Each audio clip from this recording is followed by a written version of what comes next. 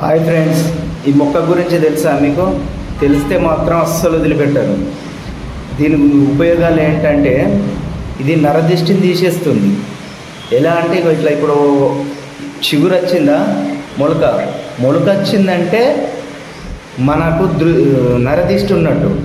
అదే ఎండిపోయింది అనుకో నరదిష్టి పోయినట్టు. ఈ దిష్టి అయినా ఎవరి మీద అది ఎవరు చూస్తారో, ఎవరు దిష్టి పెడతారో వాళ్ళకే ఎఫెక్ట్ అవుతుంది.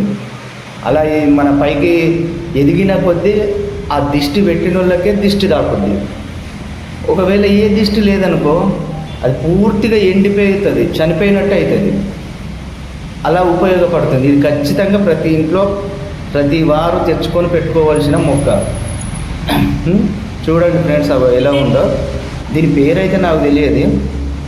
తెలిస్తే మాత్రం మీరు కామెంట్ రూపంలో నాకు కామెంట్ చేయండి. ఈ మొక్క పేరేంటో. చాలా అద్భుతంగా పనిచేస్తుంది. ఒక్కో టైంలో ఇది చనిపోయింది, ఇక బతకదు, ఇక గంతే అనుకుంటాం. ఒకవేళ నరదృష్టి పడ్డప్పుడు అది పైకి వస్తుంది. Okay friends.